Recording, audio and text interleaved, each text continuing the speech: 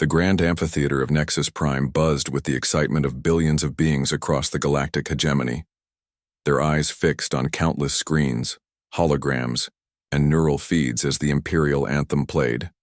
Emperor Dazo's massive form appeared on the central platform, his 6 arms raised in greeting to his subjects across 2,000 star systems. Citizens of the greatest civilization ever to grace the stars, the Emperor's voice boomed through translators in over 600 languages. Today we demonstrate the price of defiance. Behind him, 4 guards marched forward. Between them walked a small figure, too small to be seen clearly from the back of the amphitheater. But when the camera drones zoomed in, everyone saw her. A human girl with short black hair and eyes that showed no fear. Jisoo walked with her head high. She wore a simple white prison uniform with her name printed across the chest. Her hands were bound in front of her with energy restraints that glowed bright blue against her skin. In the diplomatic quarters of Nexus Prime, Ambassador Tae-ho gripped his wife's hand so tightly his knuckles turned white. Dr. Hana stared at the screen, her face frozen in horror but her eyes calculating, counting seconds. This human, Emperor Dazo continued, pointing one massive clawed finger at Jisoo, was caught attempting to access secure Imperial databases. The daughter of the human ambassador, no less. A spy using diplomatic privilege to undermine our glorious empire. The crowd roared with anger, the sound of thousands of different species united in outrage. On Earth and its 47 colonies, humans watched in silence. Military commanders stood ready in their command centers. Parents held their children close. Students paused their lessons. All of humanity held its breath. Jisoo was brought to stand before the Emperor. She looked tiny beside his massive form. The guards forced her to her knees. "Human," the Emperor addressed her, "you have been found guilty of espionage against the galactic hegemony. Do you have final words before your sentence is carried out?" The cameras zoomed closer.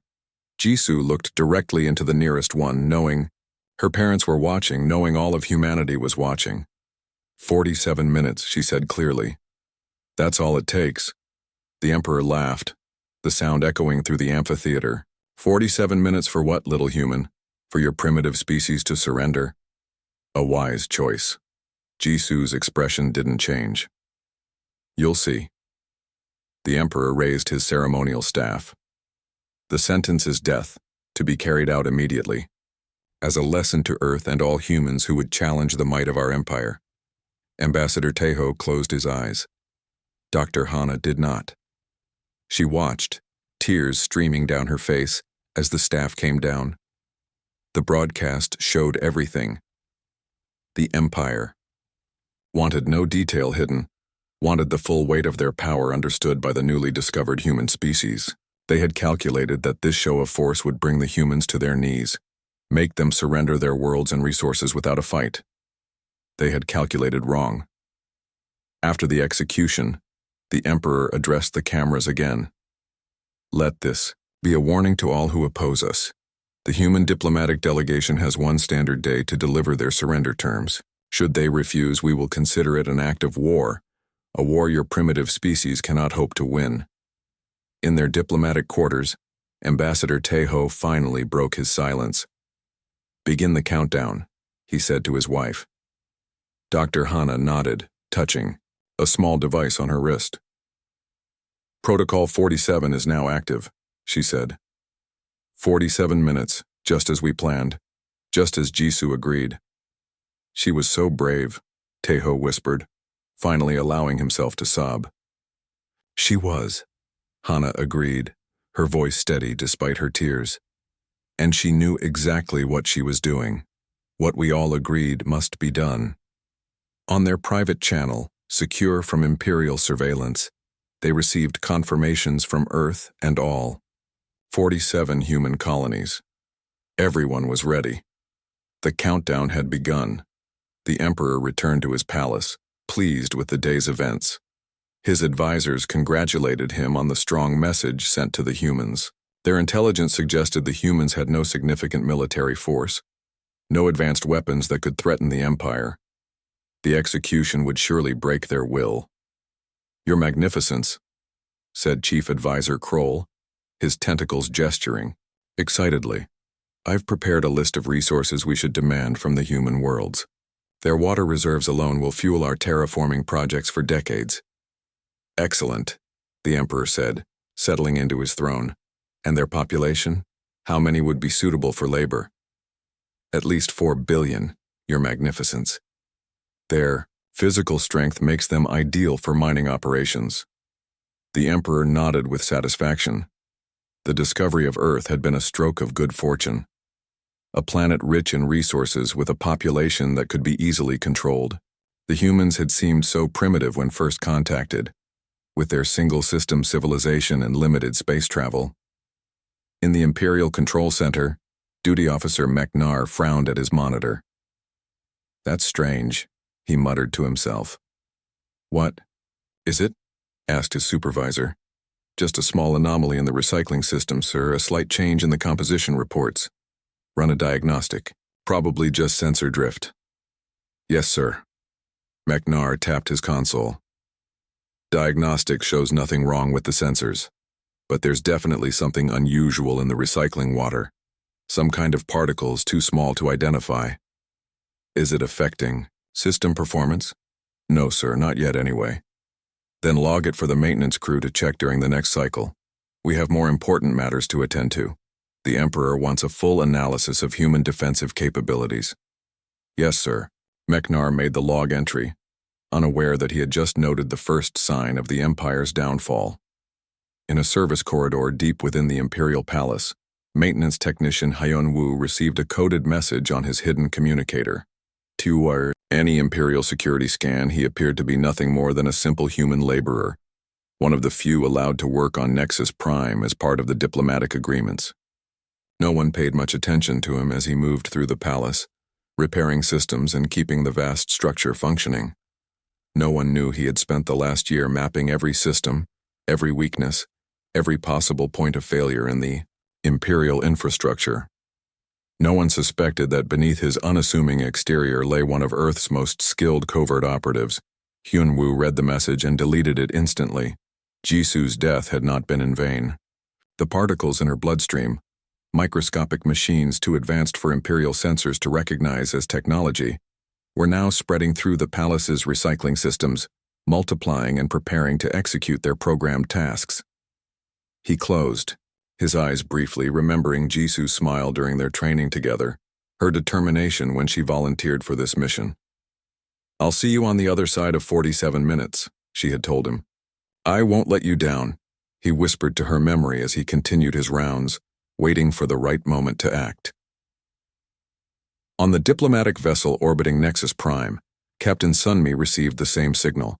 She gathered her crew, 12 of Earth's best soldiers disguised as diplomatic staff, and opened a hidden compartment in the ship's hull. It's time, she told them. Jisoo has done her part. Now we do ours. The countdown continued. 43 minutes remaining until the Empire fell. 10 minutes had passed since the execution of Jisoo. Emperor Dazo sat on his throne, waiting for the message from Earth that would announce their surrender. His advisors stood nearby, ready to help him draft the terms that would bring humanity under Imperial control, but no message came. Strange, said Chief Advisor Kroll. I expected them to respond immediately. Perhaps they are arguing among themselves, suggested another advisor. Their governing system is chaotic, with many voices instead of one clear ruler. The Emperor tapped his clawed fingers on the arm of his throne. Or perhaps they are foolishly considering resistance. He turned to his communications officer. Send a message to their leaders. Remind them that their time is limited. Yes, Your Magnificence. The officer tried to connect to Earth's communication channels, but found only silence. That's odd. They're not responding on any frequency. Try the human diplomatic vessel, ordered the Emperor. The officer tried again. They acknowledge receipt of our transmission but say Ambassador Taeho is in mourning and unavailable. The Emperor growled with irritation. Tell them mourning does not excuse them from their duty to respond. We demand to speak with someone in authority. While the Imperial Court grew increasingly frustrated, Ambassador Tejo and Dr. Hana worked quickly in their quarters. They had transformed their bedroom into a command center, hidden from Imperial surveillance by technology the Empire believed humans didn't possess. "All teams report ready," said Dr. Hana, reading the secure messages flowing across her screen. "Hyunwoo is in position at the central power hub. Sunmi's team has activated their ship's true systems." Tejo nodded, his grief for his daughter now channeled into focused determination. 35 minutes remaining. Is the nanite spread on schedule? Yes. They've reached critical mass in the recycling systems and are now entering the air filtration network. Secondary systems will be affected first, then primary systems when we give the signal. Throughout the Empire, humans who had been positioned as servants, technicians, and low-level workers waited for their orders. To Imperial eyes, they were nothing, primitives useful only for manual labor. This misconception was humanity's greatest advantage. In the palace security center, an alarm sounded. "Sir?" called a technician. "We're detecting unusual power fluctuations in residential sector 4. The security chief frowned. "Run a diagnostic." "I did, sir." "The diagnostic shows nothing wrong with the monitoring system, but the power levels are definitely unstable. Send a maintenance team." The technician called for a maintenance crew, not knowing that the unusual fluctuations were exactly as planned. When Imperial maintenance workers arrived at Sector 4, they would find nothing wrong, because the real issue was not in the power systems themselves, but in the monitoring devices that had been subtly altered months ago by human workers. Across Nexus Prime, similar malfunctions began to appear. Small, seemingly unconnected issues that would draw Imperial technical teams away from critical systems just when they would be needed most. 25 minutes after the execution, the Emperor's patience ran out. He summoned his military commander, General Thrak. "General, prepare your fleet. If the humans will not surrender, we will make an example of one of their colonies." General Thrak bowed his massive armored body. "Which colony should we target, Your Magnificence?" "Their smallest settlement, the one on the moon they call Europa. Minimal military presence, maximum psychological impact." "It will be done, Your Magnificence." The general turned to leave but stopped when an aide rushed into the throne room. "Your Magnificence, forgive the interruption, but we've lost contact with the outer defense ring." The Emperor stood up. "What do you mean, lost contact?" "The automated defense platforms surrounding the planet. They're not responding to commands, and we're getting similar reports from other systems." General Thrak activated his tactical display. "Impossible. The defense network can't just fail. It has multiple redundancies." But it was failing. Across the Empire, systems that had been reliable for centuries were going dark. The nanites that had spread from Jisu's body had reached their targets and were now executing their programmed tasks, disabling systems in ways that bypassed all safeguards. In his service corridor, Hyunwoo received the 20-minute signal. He opened his maintenance kit and removed tools that were not what they appeared to be. As he approached the central power junction for the palace, he thought about Jisoo and the promise he had made to her. "I'll make sure it wasn't for nothing," he whispered. The guard at the power junction barely glanced at him.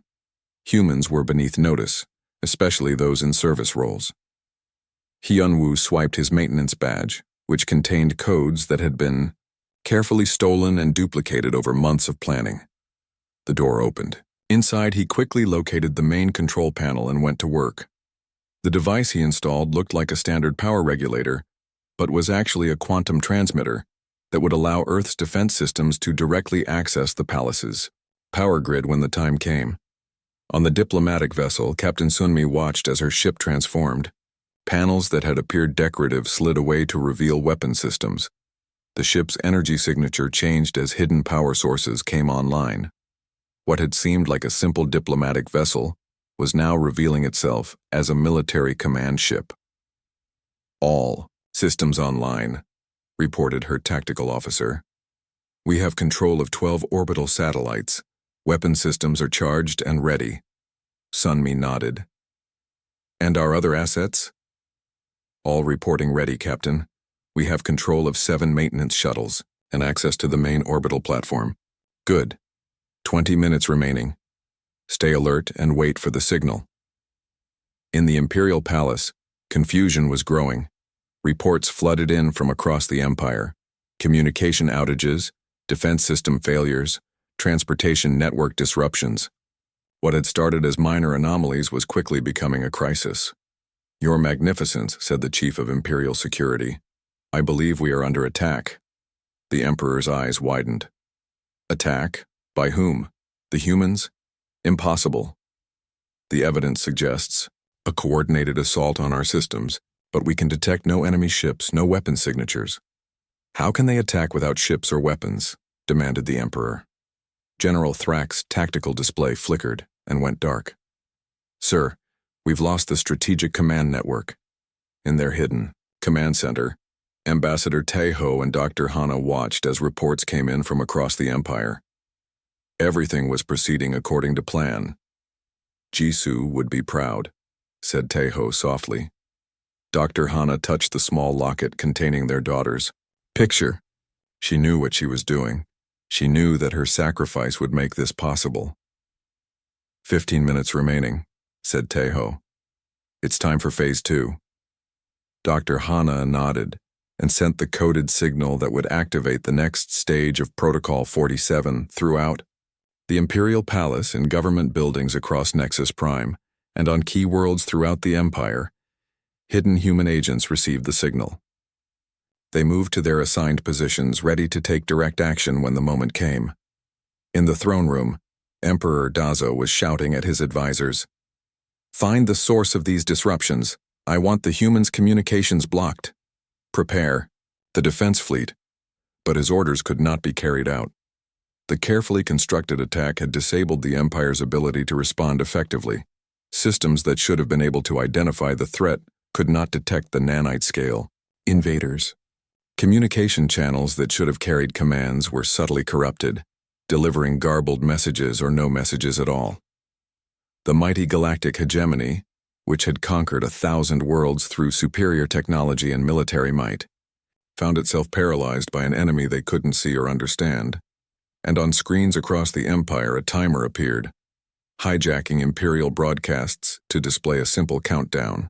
So, 1459, 1458, no explanation. No demands. Just the steady count of minutes and seconds ticking down to a conclusion that only the humans knew. The Empire that had never known defeat was about to learn a harsh lesson about underestimating their newest adversaries. The execution, meant to subjugate humanity, had instead triggered humanity's carefully planned response. 13 minutes remained until the fall of an empire. 20 minutes after Jisoo's execution, chaos spread through the galactic hegemony. On thousands of worlds, Imperial citizens watched in confusion as the mysterious countdown appeared on their screens. Government officials scrambled to explain what was happening. Military commanders tried to organize a response but found their systems increasingly unreliable. In the Imperial Command Center on Nexus Prime, General Thrax pounded his fist on a console that no longer responded to his commands. "Get this system back online," he roared at his technicians. "We're trying, sir," one of them answered, her four hands moving quickly over multiple interfaces. "But something is attacking the system at a level we can't access. It's like nothing we've ever seen before." "Is it a virus? A cyber attack?" "No, sir. It's physical. Something is actually changing the hardware inside our systems." The general's eyes widened. Impossible. But it was happening. The nanites that had been released from Jisoo's body had multiplied and spread through the Imperial infrastructure.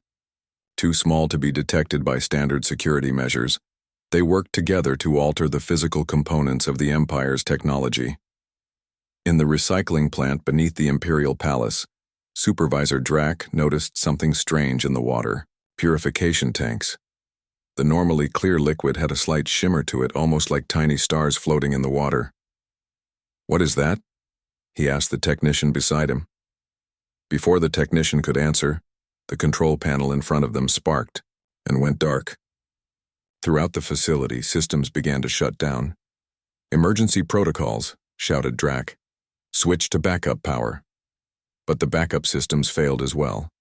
The nanites had already reached them, changing their components at the molecular level to serve a new purpose. Similar scenes played out across the Empire as infrastructure systems failed one after another. Transportation networks went offline, stranding millions. Communication systems produced only static. Defense platforms drifted powerless in space. On the diplomatic vessel orbiting Nexus Prime, Captain Sunmi received confirmation that Phase 2 was complete. All Imperial defense systems within the central sectors are compromised, reported her tactical officer. Their ships are unable to launch or communicate. Sunmi nodded. Begin Phase 3. Deploy the teams. From the diplomatic vessel and from hidden locations across Nexus Prime, small teams of human operatives moved into action. They had been in place for months, waiting for this moment. Disguised as servants, technicians, or minor diplomatic staff, they had been invisible to Imperial eyes. Now they targeted key locations, communication hubs, security centers, power stations. They moved with precision and purpose, neutralizing any resistance with advanced weapons that the Empire had never seen before. At the main broadcast center of Nexus Prime, a team led by Agent June quietly took control. The Imperial staff, already struggling with malfunctioning systems, barely had time to register the intrusion before they were subdued with targeted stun weapons. "Clear," reported June through his secure communicator. "Broadcast center is under our control." In their hidden command center, Ambassador Tejo acknowledged the report. "Good. Prepare to transmit when we give the signal." Dr. Hana monitored the progress of teams across the planet. All primary targets secured. Hyunwoo reports the palace power systems are ready for the final phase. Tejo checked the countdown timer. 25 minutes gone, 22 minutes remaining. Throughout the Empire, panic was spreading. The mysterious countdown continued on every screen. Imperial forces found themselves unable to respond effectively. Their superior technology, the foundation of their power, was failing them at every turn. Emperor Dazo raged in his throne room. How is this happening? How can the humans do this to us? Chief Advisor Kroll's usual confidence had disappeared. Your Magnificence, I don't understand it either. Our intelligence indicated they had no weapons that could threaten us, no technology that could match ours. They lied to us, the Emperor growled. They hid their true capabilities. But how? We've been observing them since first contact. We've analyzed their ships, their communications, their energy signatures. The Emperor's eyes narrowed as understanding dawned. They showed us what they wanted us to see. While we were looking for weapons and ships, they were developing something else entirely. In the palace power junction, Hyunwoo completed the final adjustments to his device. Imperial security forces ran past the doorway, too focused on the larger crisis to notice one human technician. He thought about Jisoo, about the training they had shared, about her determination to complete her mission no matter the cost. She had carried the first generation of nanites in her bloodstream, knowing they would be activated by her death. She had sacrificed herself to start the chain reaction that would bring down an empire. Almost there, he whispered to her memory. On Earth and its colonies, humans monitored the progress of Protocol 47. Military commanders watched as the Imperial defenses crumbled. Government leaders prepared for the transition of power that would follow the Empire's fall. Ordinary citizens held vigils for Jisoo, the girl whose sacrifice had made victory possible. Captain Sunmi's ship moved into position near the Imperial Palace. No longer disguised as a diplomatic vessel, it revealed its true nature, an advanced command ship with capabilities far beyond what the Empire believed humans possessed. All teams report ready for the final phase, said her communications. Officer Sunmi nodded. And the package? In position, Captain. Ready for delivery on your command. Good. Stand by. Inside the palace, Emperor Dazo ordered his personal guard to prepare his escape vessel. Your Magnificence, protested Kroll, you can't abandon the capital. I'm not abandoning it, the Emperor snarled. I'm relocating to a secure facility where I can coordinate our counterattack. Once I reach the Imperial fortress on Kronos 4, I will gather our reserve fleets and crush this human rebellion. The head of his guard bowed. The escape vessel is prepared, Your Magnificence. We can leave immediately. But when they reached the palace hangar, they found the escape vessel's systems as dead as the rest of their technology. The sleek ship that should have carried the Emperor to safety was nothing more than a useless shell of metal. Try the backup vessel, ordered the Emperor, panic rising in his voice. All vessels are affected, Your Magnificence, reported the guard captain. None of the ships will power up. The Emperor turned to his security chief. Get me a shuttle, a transport, anything that will fly. We're trying, Your Magnificence, but all spacecraft in the palace complex are disabled. For the first time in his long reign, Emperor Dazo felt true fear. He was trapped in his own palace while his empire crumbled around him. 35 minutes had passed since the execution. 12 minutes remained on the countdown that continued to display on screens across the galaxy. In the palace security center, the few systems still functioning detected movement in the corridors leading to the throne room. Intruders approaching the Emperor's location, reported a security officer. Stop them, ordered the security chief. We can't, sir. Internal defenses are offline. Communication with the guard posts is down. In their hidden command center, Ambassador Taeho and Dr. Hana prepared for the final phase of Protocol 47. All teams report ready, said Dr. Hana. Hyunwoo is in position to cut palace power. Sunmi's team is ready to deploy. Taeho took a deep breath. Then it's time. Send the signal. Dr. Hana activated the final command sequence. Throughout the Empire, the human teams that had been waiting in position received their orders and moved to complete their missions. In the palace power junction, Hyunwoo activated his device. Throughout the massive structure, lights flickered and died as power was rerouted according to the human plan. Emperor Dazo found himself in darkness as the throne room's lights failed.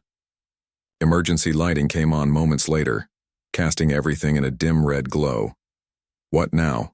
He demanded of his remaining advisors. Before anyone could answer, the doors to the throne room opened. Standing there was not an army of human soldiers, as the Emperor might have expected, but a single human technician. Hyunwoo looked at the Emperor who had ordered the death of his friend. In his hand, he held a small device. 40 minutes, he said calmly. 7 minutes left until your empire falls completely. Emperor Dazo stared at the human who had dared to enter his throne room. His guards moved to attack, but their weapons didn't fire. The powered armor that made them formidable warriors was now just heavy metal weighing them down. Who are you? The Emperor demanded. How dare you enter my presence? Hyunwoo remained calm. My name is Hyunwoo. I was Jisu's friend. The Emperor's eyes widened. The executed spy? You're with her? We all were, Hyunwoo said. Everyone you thought was just a servant, just a worker, just a primitive human not worth your attention. We were all part of the plan. Chief Advisor Kroll stepped forward. What plan? What have you done to our systems? We didn't do anything. To your systems that you didn't allow, Hyunwoo explained. You brought us onto your worlds, you let us work in your facilities. You recycled Jisu's blood after you killed her, spreading her nanites throughout your infrastructure. Nanites? The Emperor's voice was a mixture of disbelief and growing horror. Machines smaller than your sensors could detect. Technology you thought was beyond us because we showed you only what we wanted you to see. The countdown on the screens had reached 6 minutes. It's not too late, the Emperor said, his voice taking on a diplomatic tone. Tell your leaders we can negotiate. The girl's death was unfortunate, but we can come to an arrangement that benefits both our peoples. Hyunwoo shook his head. You still don't understand. This isn't a negotiation. This is a replacement. Before the Emperor could respond, the large screen in the throne room activated. The face that appeared was one the Emperor recognized, Ambassador Taeho, father of the executed girl. Emperor Dazo, said the ambassador, his voice steady despite the emotion in his eyes. Your reign is ending. Ambassador, the Emperor tried to sound confident. This attack is an act of war. The full might of the hegemony will crush your world. In response, there will be no response, Taeho said. Your empire is already falling. In less than 6 minutes, the transition will be complete. The screen split, showing scenes from across the Empire. Imperial vessels dead in space. Defense. Platforms offline. Communication hubs under human control. And on every world, the countdown continuing its steady progression. How? The Emperor demanded. How could you primitive creatures do this? Dr. Hana appeared on the screen beside her husband. We are not primitive.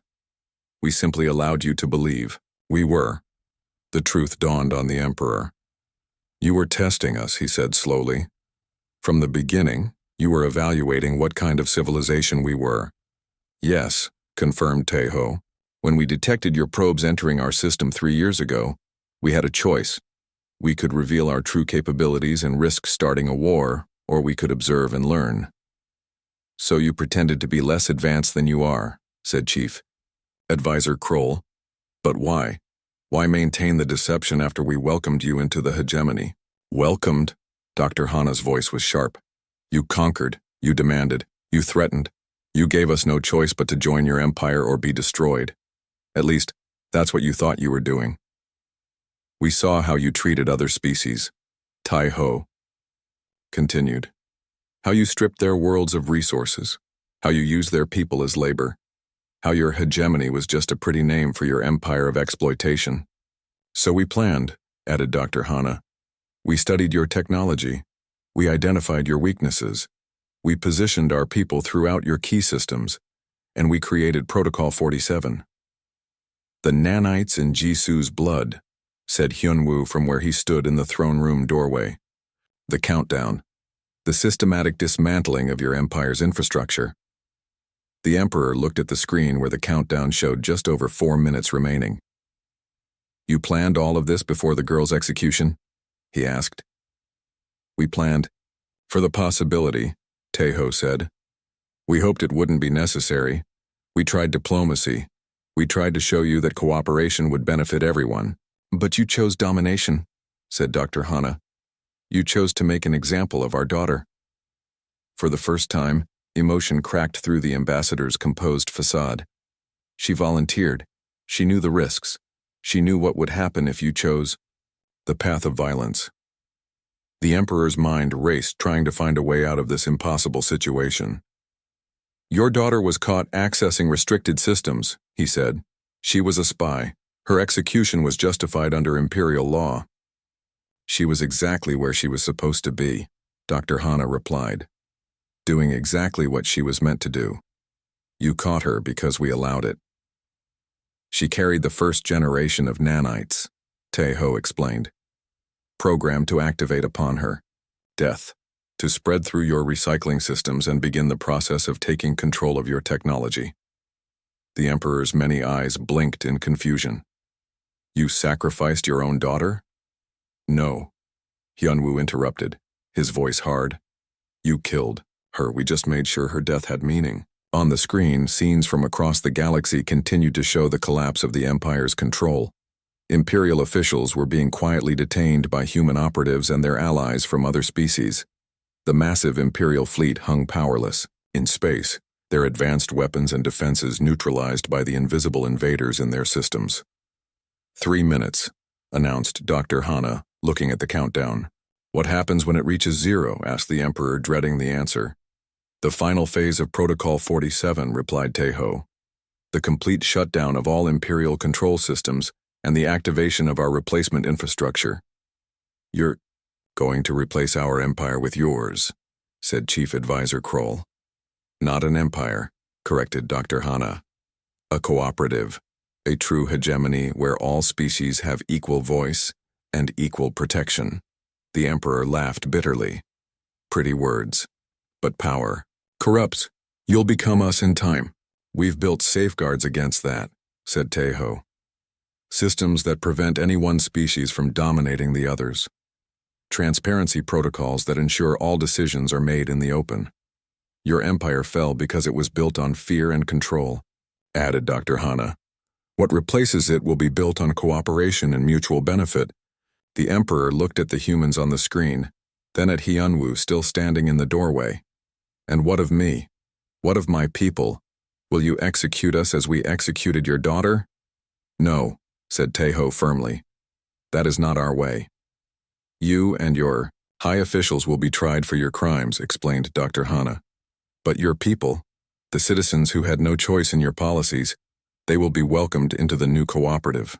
2 minutes, announced Hyunwoo, looking at his device. The emperor sank back onto his throne. It's really over, isn't it? Centuries of the hegemony ended in 47 minutes.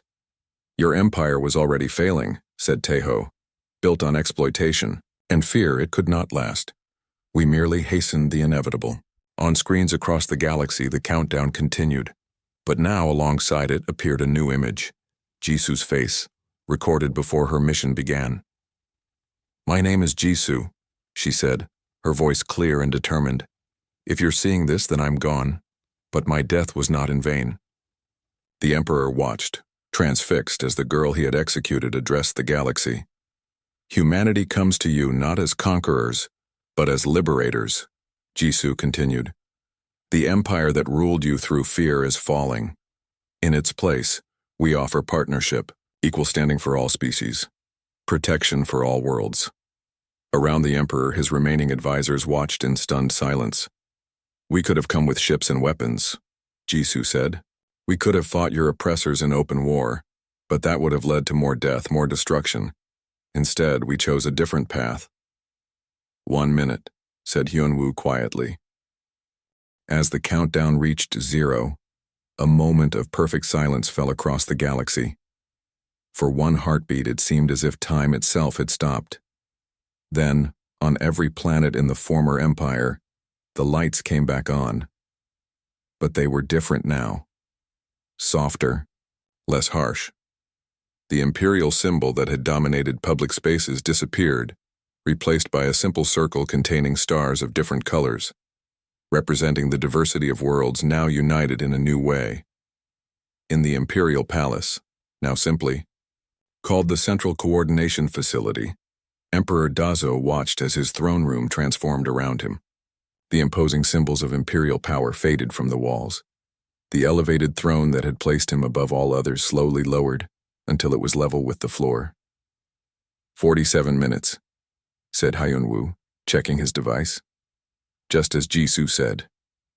On the main screen, Ambassador Teho addressed not just the former emperor but all citizens of what had been the galactic hegemony. People of the galaxy, he said, his voice calm and assured. The transition is complete. The imperial systems have been replaced. The weapons that kept you in fear have been neutralized. The barriers that separated your worlds have been removed. Dr. Hana joined him on the screen. What comes next is up to all of us together. Representatives from every world are being connected now through the new communication network. Your voices will be heard. Your needs will be addressed. Throughout the galaxy, beings of all species looked at their screens in wonder and confusion. Some celebrated their liberation from imperial rule. Others worried about what this sudden change would mean for their lives. But all understood that something monumental had occurred. An empire that had stood for centuries had fallen in less than an hour. Captain Sunmi's ship moved into position above the Central Coordination Facility. From its hold, smaller vessels deployed carrying human delegates and representatives from worlds that had secretly allied with Earth. Landing teams report ready, said her tactical officer. Sunmi nodded. Proceed with the landings. Remind all personnel, this is a peaceful transition. No show of force unless absolutely necessary. In the former throne room, Hyunwoo watched as the doors opened again. Ambassador Teho and Dr. Hana entered, accompanied by representatives from 12 other species, former subjects of the Empire who had joined with the humans in planning its replacement. The former emperor stared at them in disbelief. You had allies among my own subjects? Of course, said Teho. Did you think we could have done this alone? Many within your empire recognized its flaws and worked with us to create something better. A tall, willowy being with pale blue skin stepped forward. My people, the Althosians, have suffered under imperial rule for 3 centuries, she said. When the humans approached us with their plan, we eagerly joined them, as did the Viridian Collective, added another delegate, his green scales glistening under the lights. Your mining operations destroyed half our worlds. One by one, the delegates introduced themselves, representatives of species that had been conquered, exploited, or marginalized by the Empire. You all conspired against me, the former emperor said bitterly. Not against you, corrected Dr. Hana, for something better than what you offered. Captain Sunmi entered the room, leading a team carrying equipment. The central hub is ready, she reported. We can begin the first galaxy-wide assembly whenever you give the word. Ambassador Taeho nodded. Thank you, Captain. Please proceed. The team set up a circular array of communication devices in the center of the room. When activated, they projected holographic images of representatives from thousands of worlds, some eager, some cautious, all curious about what would come next. Citizens of the galaxy, Taeho addressed them. Today marks a new beginning. The Imperial Age has ended. The cooperative era begins. The former emperor watched as his palace became the center of something he had never imagined, a truly democratic galactic assembly where all species had equal voice. What happens to me now? He asked quietly. Dr. Hana turned to him. You will be tried for your crimes, the unjust wars, the exploitation of resources, the subjugation of free peoples.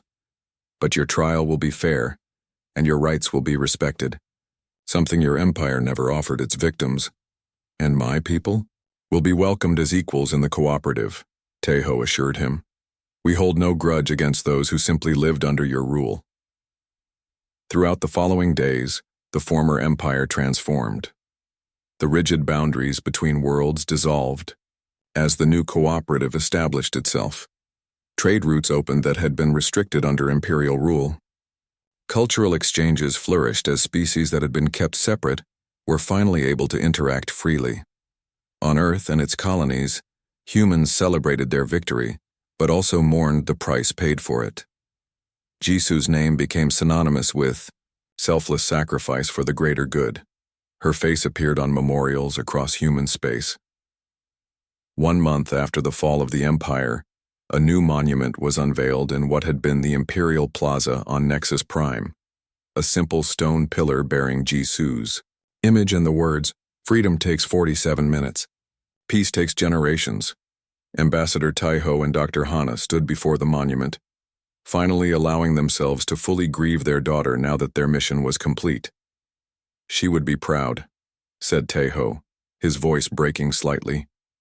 She is proud, replied Dr. Hana, squeezing his hand. Wherever she is, she sees what her sacrifice accomplished. Hyunwoo joined them, placing a small flower at the base of the monument. I still hear her voice sometimes, he said. Still remember her telling me about Protocol 47, about how one person in the right place could change everything. She did change everything, agreed Taeho.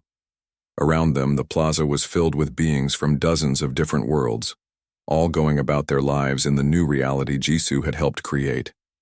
Where once imperial guards had enforced rigid compliance, now diverse groups mingled freely. Where propaganda had once blared from massive screens, now open forums displayed the ongoing discussions of the cooperative assembly. Captain Sunmi approached, accompanied by a small group of children from different species. Among them was a human girl named Yoonji, whose parents had been among the earliest human settlers on a former imperial world. They wanted to leave something for Jisu, Sunmi explained.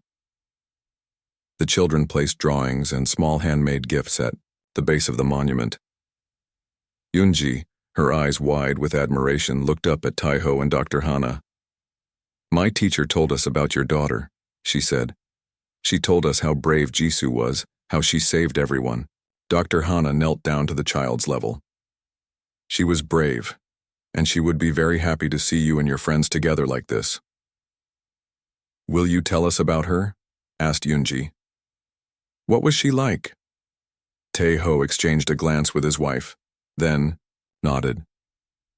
She was curious, he began.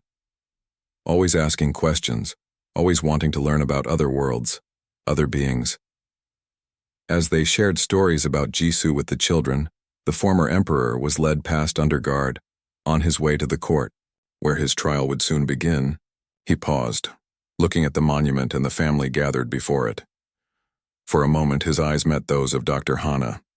There was no forgiveness in her gaze, but there was something else, a determination that what happened to Jisoo would never happen to another child of any species.